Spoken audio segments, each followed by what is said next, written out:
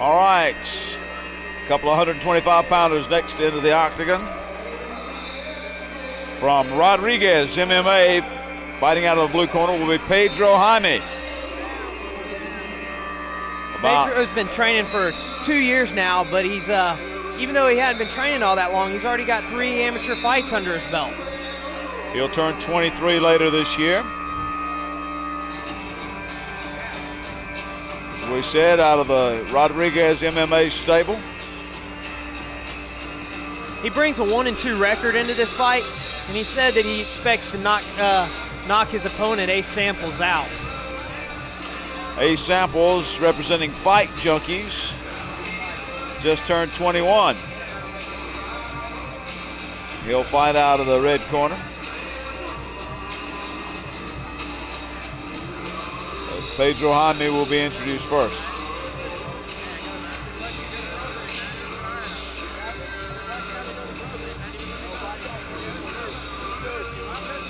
Always interesting, the choice of music they want to play as they get summoned to the ring.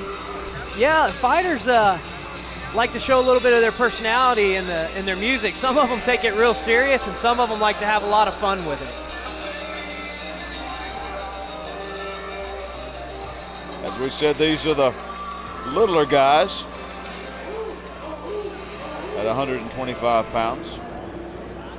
Now Pedro's going to have on shorts that are kind of red, but he's going to be fighting out of the blue corner with the blue gloves. Gary, I can't tell. Are those red or are those pink? They may be a little orange or pink or something. It's with this lighting, Bray, it is hard to tell.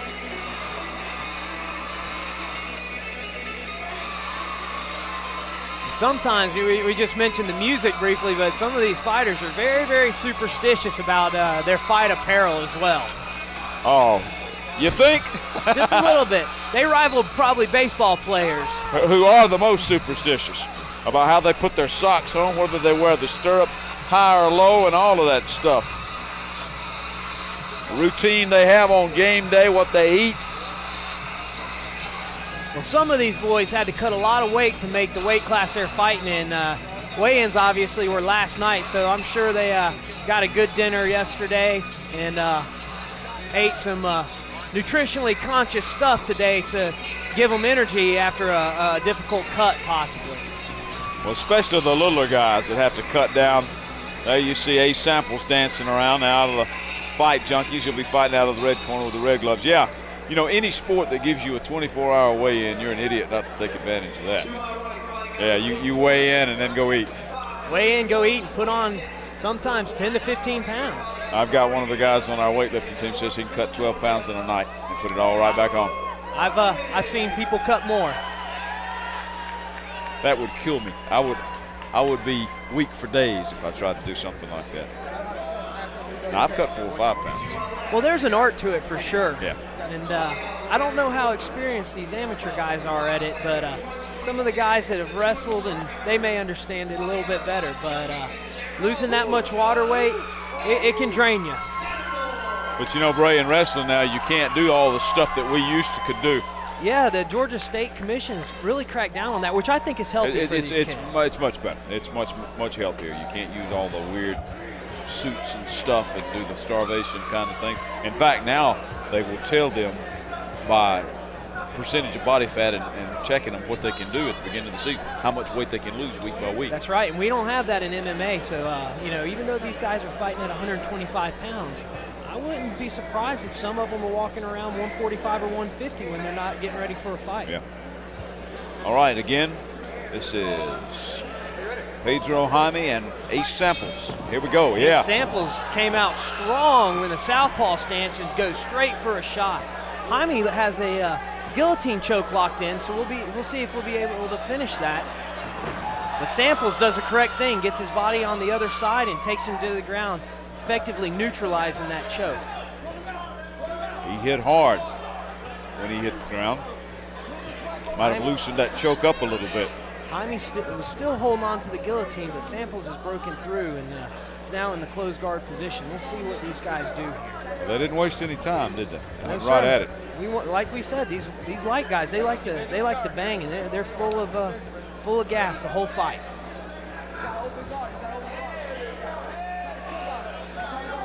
You're really surprised when you see one of these fights go the distance, aren't you? Yeah, it seems to me that the lighter guys, they just always working for the finish. Yeah. The light guys, because they like to have such fast action. All right, here we go. Adam Sellers standing on back up. I missed something in there. I don't know what happened, but Jaime banging. Another guillotine choke attempt. Knees are allowed to the body. Went for a trip or a hip throw, didn't get it. Trying again, there we go. Takedown. And again, Samples on top. Jaime's got nothing with that guillotine choke on that side. They're holding him with that Nelson now. But he really can't do anything with that, Gary. No, really, I mean, it's all he's doing is holding him. Yeah, and that's really not what he should be doing. But I guess it worked for him. He got back to guard.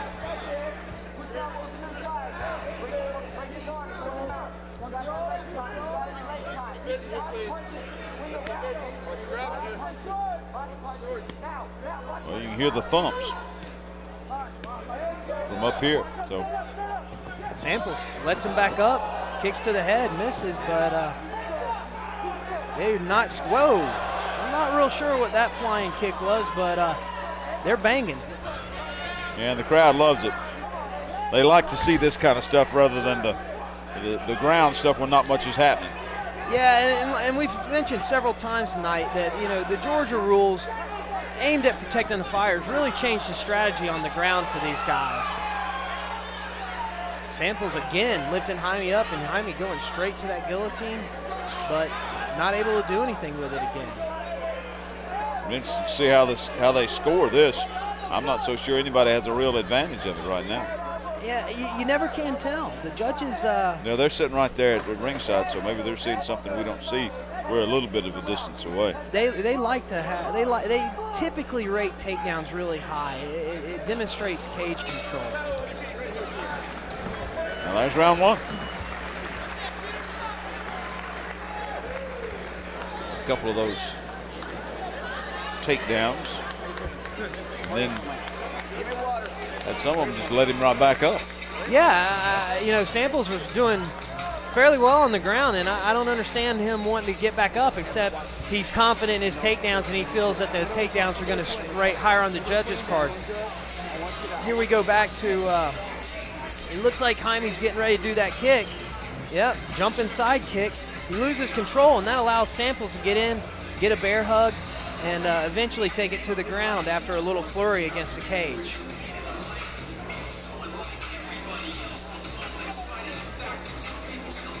So you're in the corner. What are you telling these guys?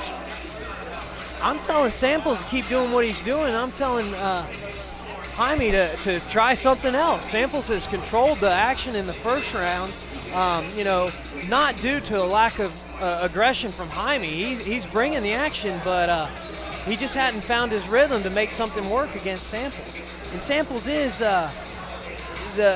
they both have the same amount of experience, but Samples does have 2 wins under his belt. Compared versus 1 loss, while Jaime has a record of 1 and 2 coming into this fight. Here we go, round 2. Oh, nice front kick straight to the face. Samples isn't able to stay on his feet, but Jaime shakes it off and they engage immediately. Back to the ground, Samples takes it.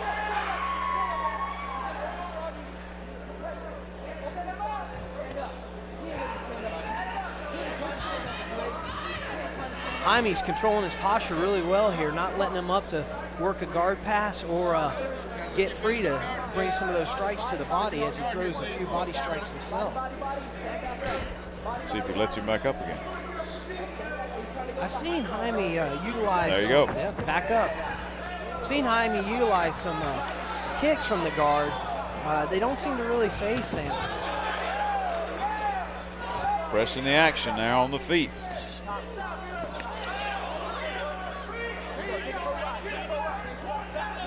Up against the cage now. You can really use that cage for a lot of things. It helps with leverage to takedown, but it looks like Samples may be trying to crawl up to the back here.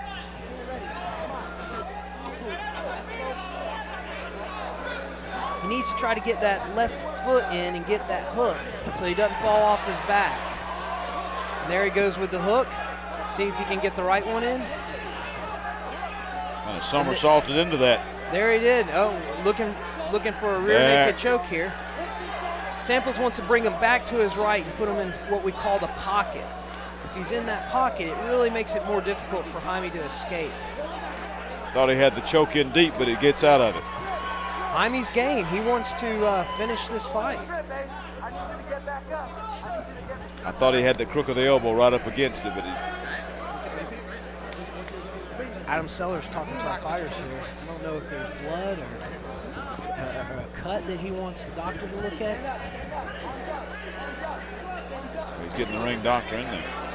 Doctor's coming in, checking out Jaime here. We can't see from this angle if it's a bloody nose or not, but it looks like it may be a cut above his eyebrow.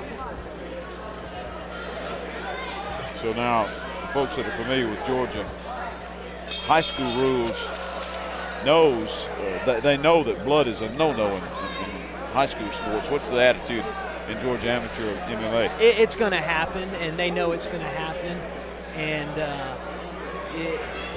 they'll let them keep fighting. Now, it looks like the doctor is saying that Jaime cannot continue. Now, I didn't see what caused the cut, but if it were some sort of illegal blow, then Samples would lose by default. Right. You can't hurt someone with an illegal move and win. But looking at the body posture of these guys, Samples looks pretty confident. I think he's going to be declared the winner here, and Jaime leaving the ring dejectedly. Injury default. That's unfortunate. These guys put a lot of time into the training, and nobody wants to see a fight in that way. So we really have run the gamut now, haven't we?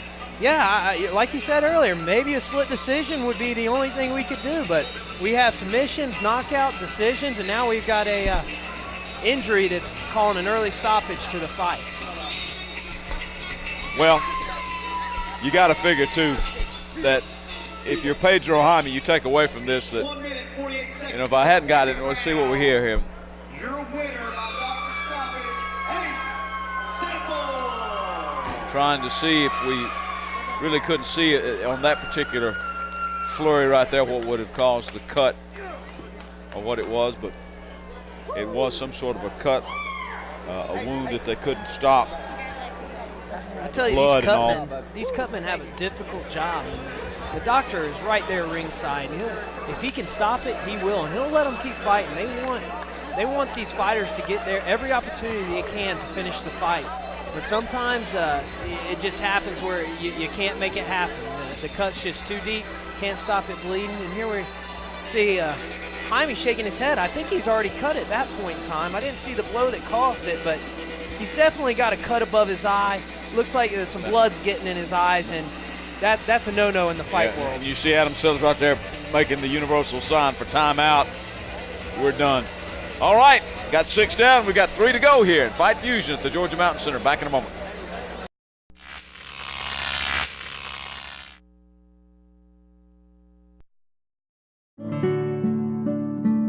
Are you getting married soon? Or do you know someone who is? The most wonderful present that you can give a loved one or friend is a wedding memory keepsake on video that captures all of the excitement of that special day and that can be treasured year after year.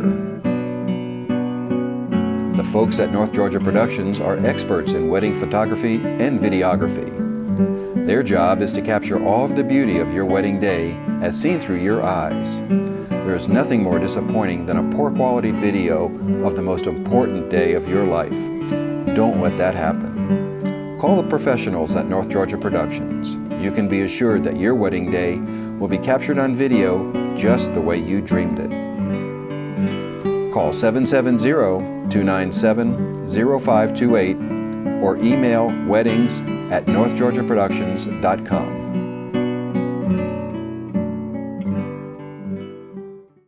We now go to the back up to the 170 pounders. A couple of guys in their 20s fighting here. Fighting out of the blue corner, we'll see introduce first Robert Schoenfeld from Team Praxis. The fight Marquez Jackson out of X3 Sports. This is the third team practice guy we've had on the card tonight, and they're just so well-rounded in all aspects of the fight game. So I expect him to be game everywhere. And X3 is, they're kind of a hybrid, but they've got several good trainers over there. They're very, very good on the ground. Marquez's background is Muay Thai, but training with X3, I'm sure he's got some good BJJ and some good Sambo. Well, they're getting them all. They put the Vaseline on their faces and all to help with the friction and the blows and so forth. Prevent cutting if they can possibly do so. Well, as we move on through this card, we're getting to the end here, and we're seeing these guys with more and more experience. Both these guys come in with a 2-1 record, and both of them have aspirations to go pro, so we won't see them in the amateur ranks too much longer. All right, again, being introduced, Robert Schoenfeld from Team Praxis, fighting out of the blue corner. He does have the blue gloves and the blue shorts on. Robert's working his way through college right now, working on a computer science degree, and maybe he's done some modeling on how to win this fight. I don't know. We'll see if that has any impact on the fight. I suppose you could probably develop some sort of software or program for that, couldn't you? I reckon you can do that for anything. Just about. Just about. I leave that to all the younger folks like my sons. Well, that's a game for somebody else. I'll just enjoy their work. Yeah. Yeah, but you know, Ray, the kids coming up now, that's what they do. I mean, that's just second nature. They don't even think about that kind of stuff. You know, old dinosaur like me, I had to sit there for a while and let the computer smell the fear in me. Finally, you just kind of learn enough by osmosis and hanging around so that at least you're getting by. I know that you got your master's working on your doctorate. I got a son working on his master's. He gets to walk at Georgia, and you've gotten a master's from UGA. I got another son out in Los Angeles doing the acting thing. Now you talk of, this is tough, but that acting thing, that's really tough. That's a cutthroat business. Takes out a little there, bit different skill set. Different skill set, a little bit thicker skin maybe in some ways. All right, awaiting the arrival from the red corner from Marquez Jackson out of Extreme Sports. There he is. These guys right at 170 pounds. Schoenfeld here has what looks to be a pretty significant reach advantage. He's a couple I was inches about taller. to say, yeah, different body styles for sure. 70 pounds with a 1-1 record.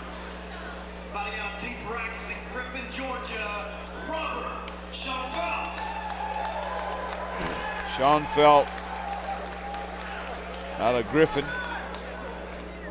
Again, a lot of northeast Georgia people here. So their families and their friends can come out and see them. Yeah, but these MMA fans, if you're an MMA fan, you're a rabid fan, and you're not afraid to drive to see some good fights like the Fight Fusion team has put on tonight. Marquez Jackson being introduced out of Marietta. The X3's main academy is over there in Marietta. They have a Midtown location, but the main school's over in Marietta, so we've seen a lot of good amateurs come out of the X3 camps in the last few years. Well, boxing and reach sometimes is a significant advantage. Let's see what it does in MMA. Ready to go. Superman punch misses, but he goes straight for a guillotine choke. See Schoenfeld's head pop out. Now they're in the full guard position. Schoenfeld trying to kind of climb up the body a little bit. Jackson on the back. He's not going to be able to climb too far between his legs. He's got a pass to really get up towards the head. But Jackson locking in a guillotine choke right there. We'll see if Schoenfeld can creep his head out again. It looks to be in pretty deep. He's trying to tighten up on it, isn't he? Yeah, he is. Schoenfeld not doing a real good job of defending. He needs to get that right arm in there and defend, get himself some breathing room. But he's not doing that. You can see Schoenfeld's left arm is trapped, which is not bad, and he switches to a no-arm guillotine from the mount. So Schoenfeld's got some work to do to get out. That's it. He can't do it. Marquez Jackson tapped Schoenfeld out with a guillotine from the mount. So Jackson out of the red corner.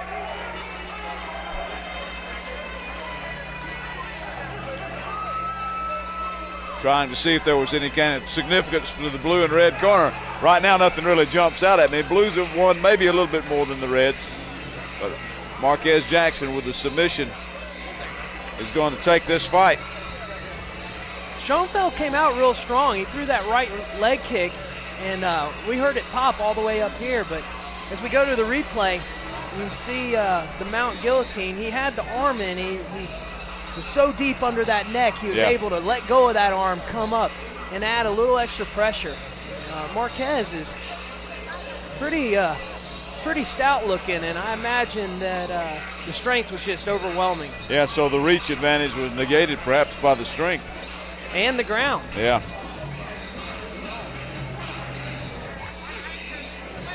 We'll break. We'll be back in a moment.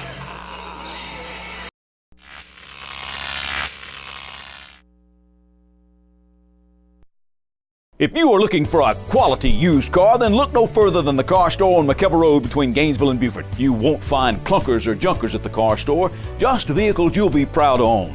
At the car store, they can finance you on the spot, no matter what your credit is. They have a variety of plans. You can even phone your payments in. At the car store, they've been giving outstanding service to the community for over 20 years. At the car store, everybody rides. Come on down to the car store. We can make you happy. My name's Bob Watson, and I guarantee it.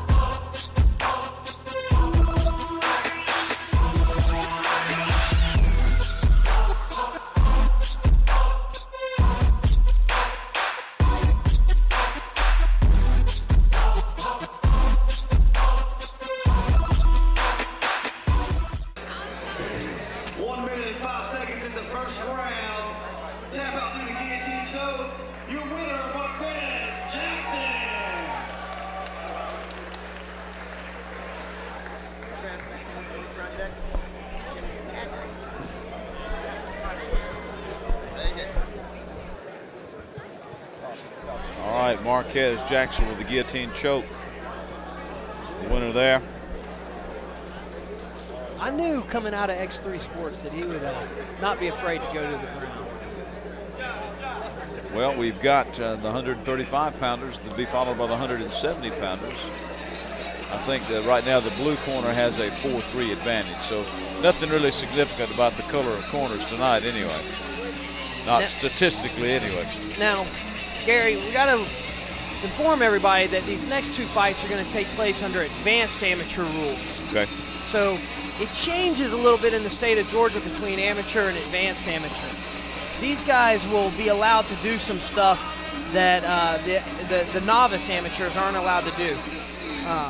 You got to have more fights and have more experience to fight advanced AMI. So we'll see if that plays into it. We will see possibly some punches to the head on the ground, which we haven't seen tonight. And when you start doing that, the strategy completely changes. All right, we're back with more from the Mountain Center in just a moment.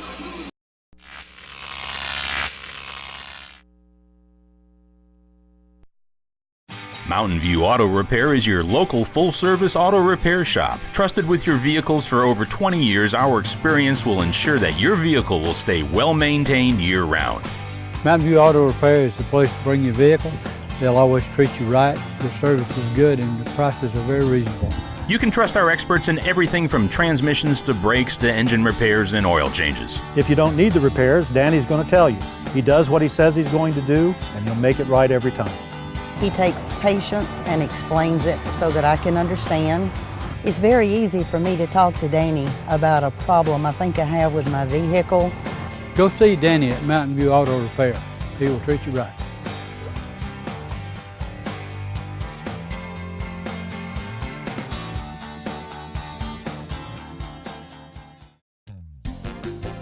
This program is also brought to you by Long Street Cafe, now with 2 locations in Gainesville, 1043 Riverside Terrace and 405 Pearl Nicks Parkway.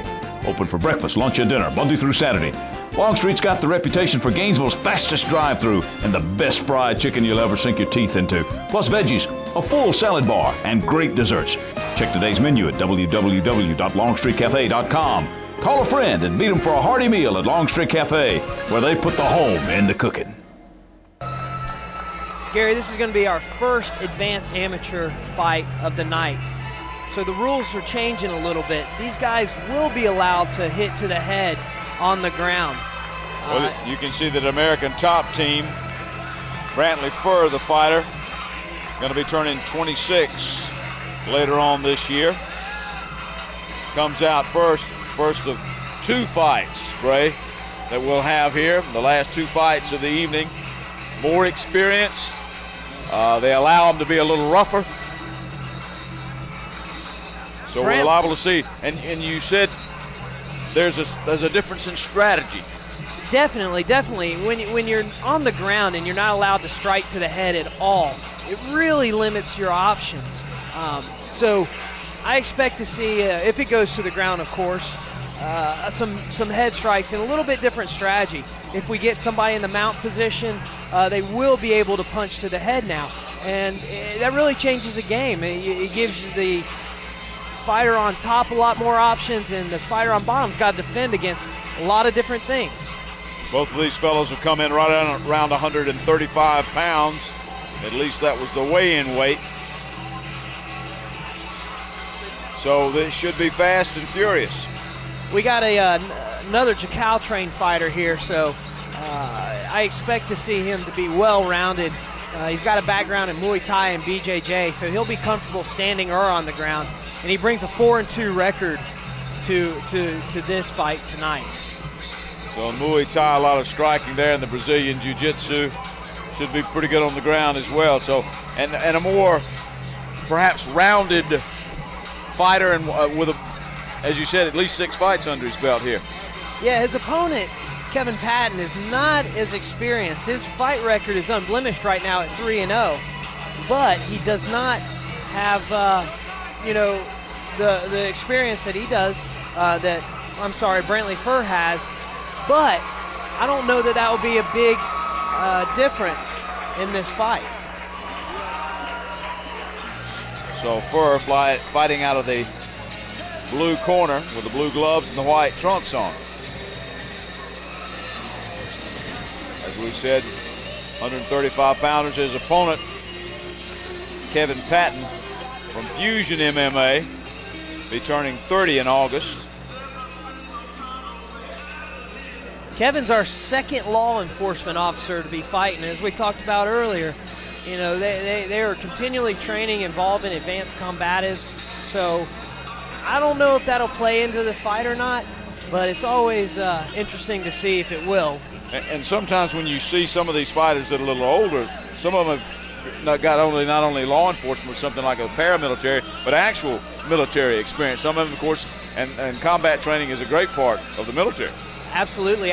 The one that probably signifies the military the most right now is Brian Stan, and he is fighting out of Atlanta. Probably trains with some of these guys that have fought tonight. A former Marine, former WEC light heavyweight champion, now fighting MMA, and he brings his military background proudly into the ring with him always. And this is for a belt.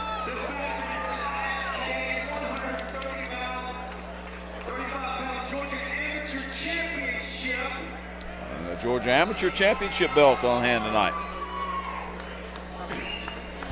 They don't just let anybody fight for a championship, so I expect these guys to be well trained, and we may see some fireworks coming out trying to finish it early. Well, when you put something on the line like it, we all like to collect that hardware, don't we? The dust catchers and the medals and the trophies and stuff like that. And for the amateurs is what they're fighting for. A very well-built young man in Brantley fur.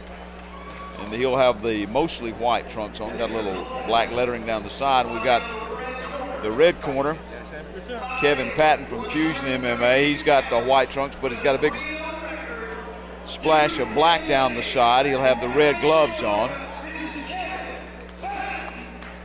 So Patton and Fur ready to go after it for the ISKA belt. Patton, weighed in at 135, and since he's been training, he's lost a lot of weight. He used to weigh upwards around 180 pounds, so wow. We'll see if all that weight and all that running he must have to do to shed those pounds makes a difference in this contest. He's positively skinny looking now, almost. Absolutely. If you're a grown man, you weigh 135 pounds, you're going to be skinny. We said he'll be 30 his birthday.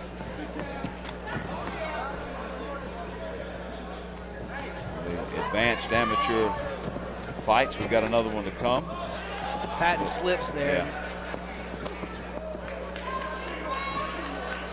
Judges don't count that as a knockdown or a takedown. He just gets back up, no problem.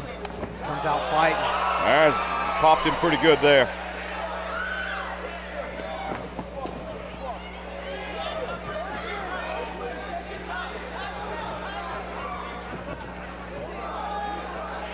Kevin's hands have dropped significantly. He needs to get those hands back up if he doesn't want to eat another hard punch. Well, we've already seen a fight earlier tonight end on a single punch. Well, it was a flurry, but there was one punch that put him down. Yeah, that was a quick knockout. And we enjoyed watching it, and we enjoyed the fact that the fighter was safe after the fact. We saw the replay. He sort of set him up with a couple of little tappers and then came across with the haymaker.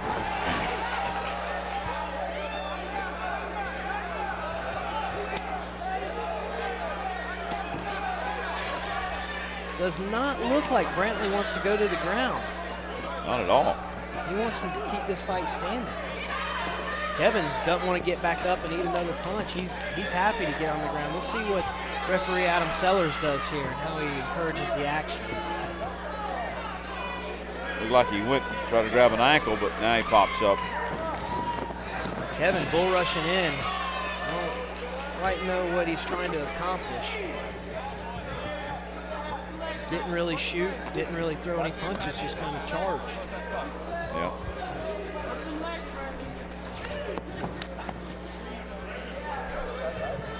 Right now, at least, Fur has shown a tendency to be mostly a puncher.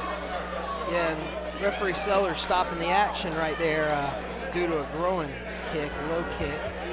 He'll warn the fighters, and do not believe he'll deduct anything from the scorecards at this point in time. But if it happens again, you lose a point.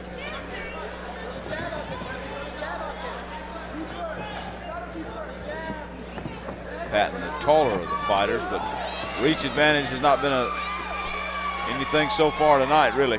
But Patton gets him on the ground, which is where he wanted him to be, so we'll see what he does with this. Looking to get that knee in the middle and pass to the side.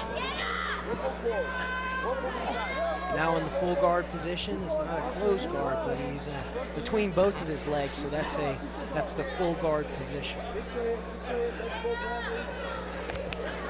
Fur holding on to Patton's head because he doesn't want to sit up and punch him in the head because this is advanced amateur.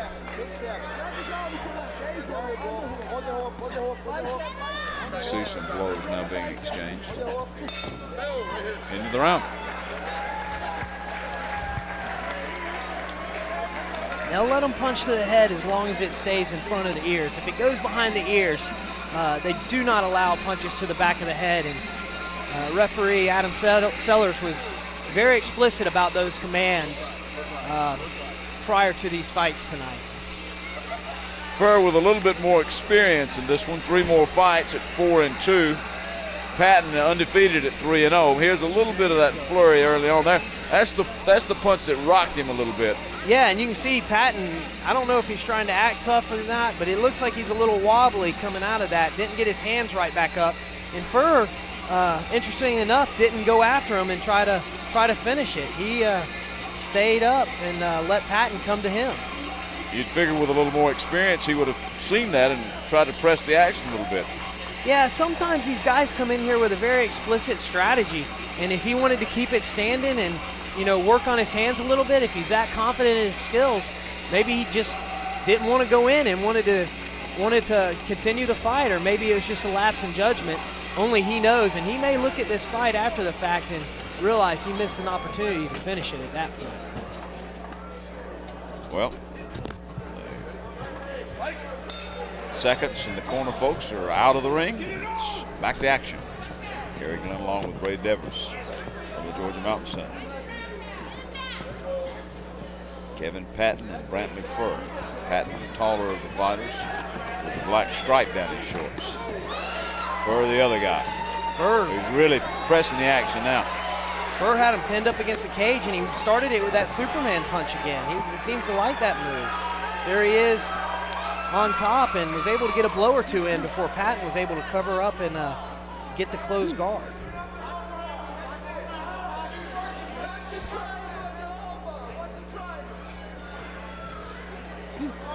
Back on the ground.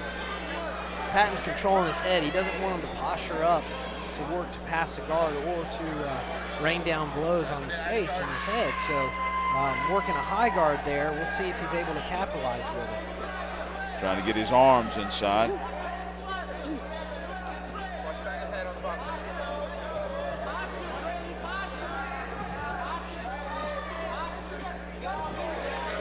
Let him up. It looked like he was going for a triangle. And Patton again content to stay on the ground. Furr kicking to the legs. It doesn't look like those leg kicks do a lot of damage, but if you kick hard enough and you kick in the same place enough times, they start to add up. Patton stands up and takes it right down to the ground and gets top position this time.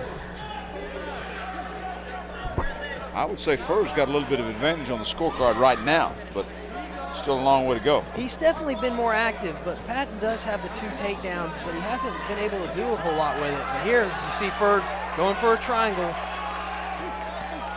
punching in the face while he's got that triangle. Patton not doing much to defend it, picks him up. Is he going to be able to? He slams him back down, but Furr maintains position, locks in that triangle a little bit deeper. Couldn't get him very high, could he? He couldn't, and Patton's in some trouble here. He needs to figure out a way to get his left arm in between the legs and not let him get to the angle on that left side to finish the triangle. Furr working some punches on the bottom there. Very active, even though he's on the bottom and working for a triangle finish. Well, we saw one earlier tonight end that way, didn't we? We did. Real quick. We did. It can happen. That's the great thing about MMA. It can happen at any time from a lot of different positions. Patton is on top, but Furr seems to be unfazed by all of that. Patton looks like he's trying to stand up with him again. He tried that a minute ago, got him up off the ground a little bit, but not very high.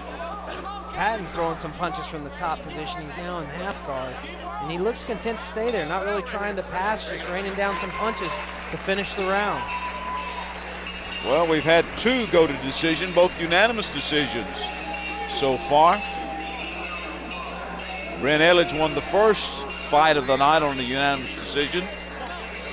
Durain Carter with that was the 7-second knockout. Brutal knockout. And here we get back to the action here in this fight. You see the slam there. And you see Furr on bottom trying to work a submission, and Patton just has been able to get out of that a couple times. And, you know, we've talked about what happens when it goes to the judges' scorecard. And although it seems like Furr has been the more active fighter, Patton has been able to demonstrate his ability to get out of these submissions and throw some punches down from top. So I really, I can't tell you what these judges are thinking right now. Nito Gill and Clint Musgrave with a couple of others unanimous with a submission, rather, both of those with submissions. It's a little bit more of the action there. Some early kicks in this one. Unanimous decision for Ralph Ospina. Injury default in favor of Ace Samples, and a submission by Marquez Jackson, and the win by Marquez Jackson, submission to him. And that brings you up to date. Third and final round of Kevin Patton and Brantley Furr, I should say.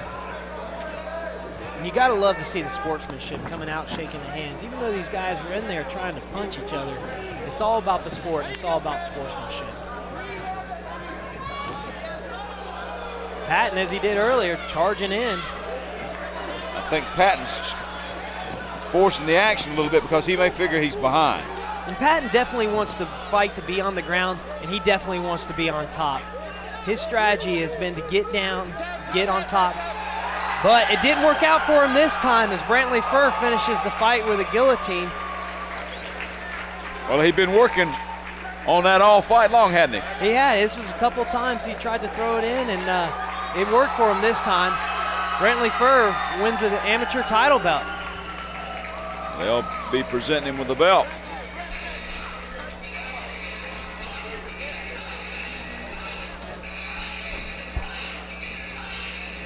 And I tell you, even though it's just an amateur belt, there's no such thing as just a belt. Yeah. Anytime you win a title, you got to feel good about it. And here we're looking at the submission. You can see that Brantley's got the closed guard, so he's got an arm-in guillotine. And a lot of folks used to think that you couldn't finish that, but the great Renzo Gracie out of New York City proved everybody wrong multiple times, and it's become a pretty popular submission. Obviously, Furr ecstatic there to get the submission victory for a title. And you got to think that if being a title fight and all, you're going to be happy with any win, but you got to be particularly excited when it comes via submission. There you go. Got one fight left after they give Brantley Furr his belt.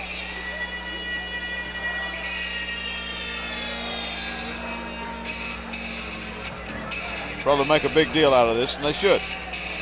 It's a major accomplishment. These guys, this is why they fight, especially at the amateur ranks with no money involved. You want to get that title, and this will be real good for him because I don't anticipate him fighting too many more amateur fights. This is a good way to enter into the pro ranks. His fifth win, right, against 2 defeats? Fifth win versus 2 defeats. Like I said, he'll probably be making the jump to the pro ranks pretty soon. Putting the belt around his waist now, and there you go. Is from bottom of the cup. He's only been training for 3 years, but he fully expects, and he made no bones about it, he fully expects to fight in the UFC one day. He's trained too much. Maybe somebody else will snap it for him. Well, that's good to see someone with the fruits of their labors, the reward that they'll have. Congratulations to Brantley Furr for winning the title. We're back with the last fight of the evening in just a moment. Fight Fusion Sports from the Georgia Mountain Center.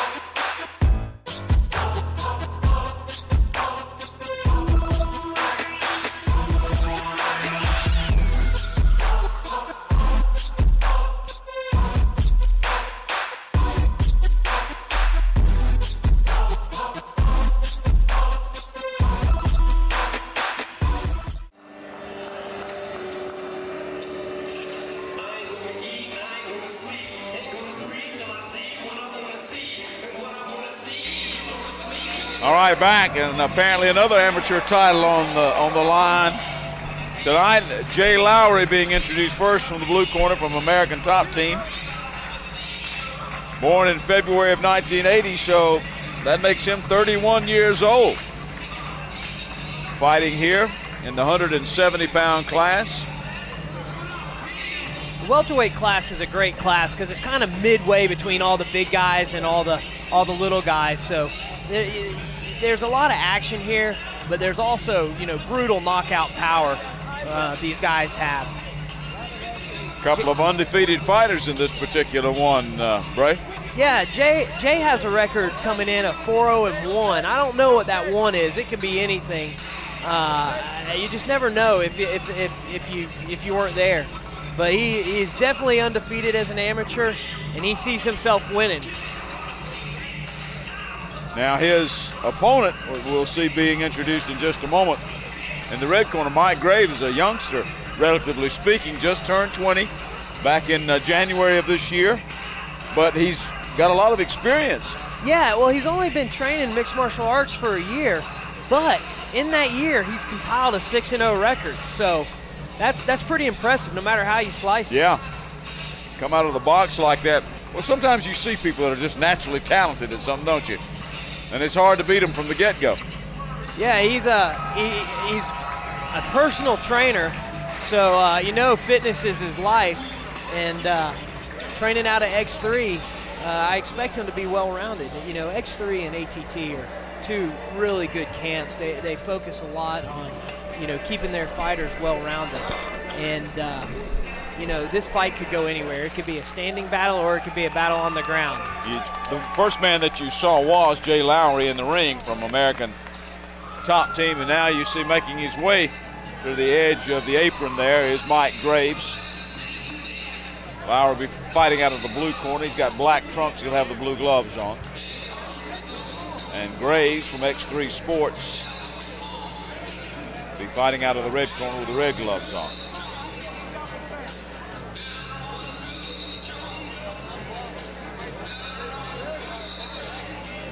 Just a few moments away from the last fight of the evening. Here, we've been happy to bring it to you from the Georgia Mountain Center in Gainesville, Georgia. Gary Glenn along with Ray Devers, Jimmy Giles, Nick Wright, your crew on hand tonight. I want to thank Jay Jones and AJ Styles and all the rest of the folks that have helped us out this evening, providing us with the stat sheets and the backgrounds for the fighters. I tell you, the promotion quality tonight has just been outstanding. Been very professionally done. These Fight Fusion guys, even though it's early in their career, they figured out how to run a good quality show.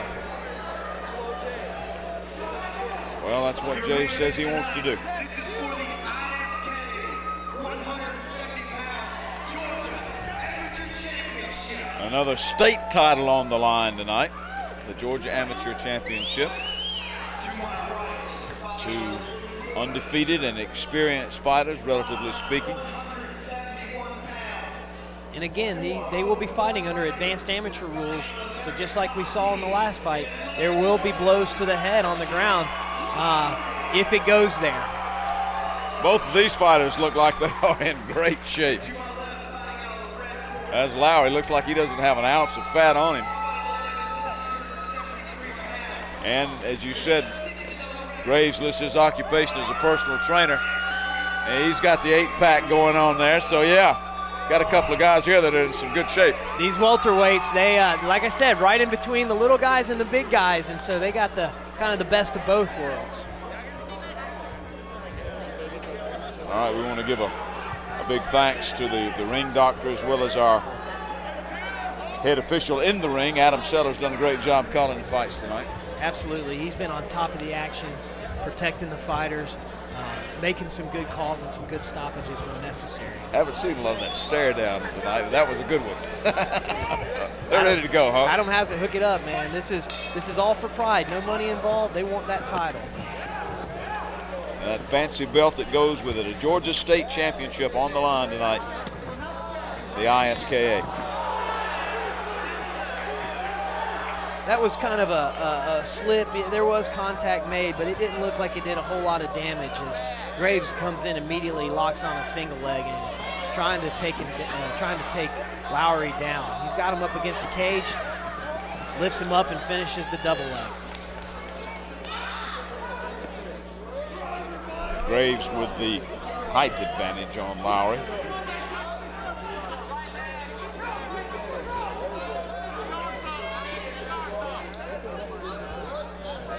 Got the guard position. It's difficult to see what exactly each fighter's doing.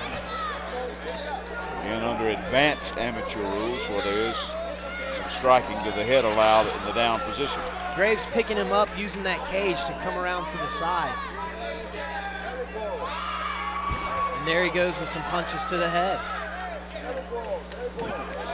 Working for the mount position. Lowry's not going to let him have it. He snags his leg, comes out on top, and they go back to their feet. You know, the fact that they've both fought, 11 matches, I guess, between them. It's like getting mat time when you're a wrestler, isn't it? It is. Time in the cage, I mean, there's no way to simulate this. There isn't. This is the experience they need to go pro, and they're getting it here.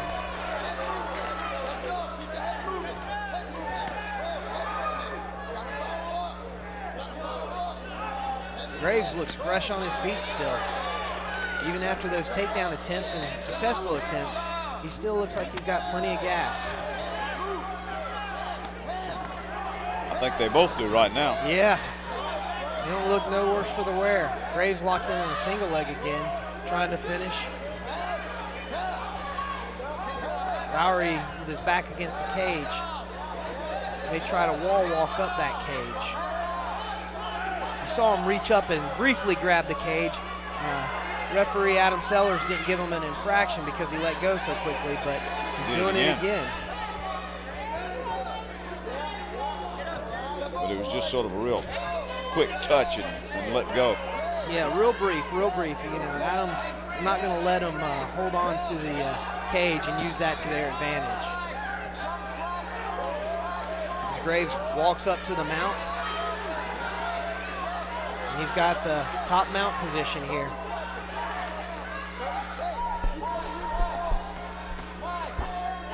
Ten seconds to go. Let's see how he finishes. Lowry holding him, not wanting him to get up and be able to rain down some punches on him. And there's the end of the round. If nothing else, on aggression, they got to give that one to Graves, I think. Yeah, Graves kept coming. You know, he got a few takedowns, was successful.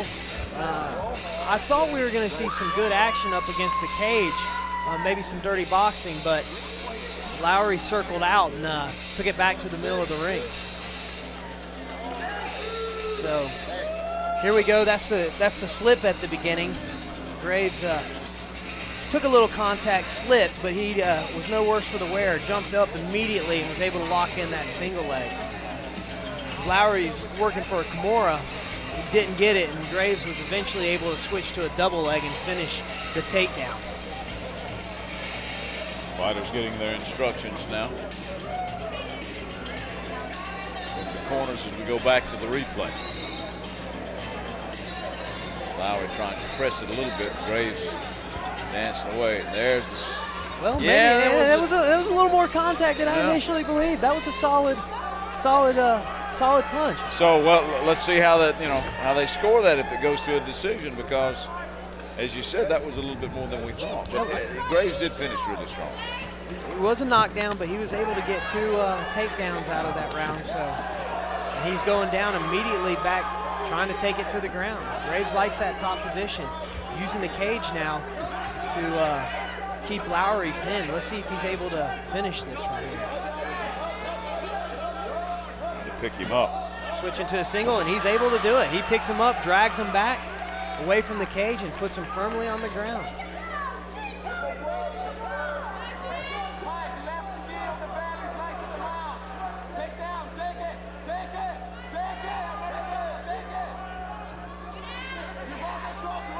Lowry turning in, trying to get back flat so he can possibly come up. But Graves not letting him. He seems to be in good control on top. Fairly comfortable. He's been here.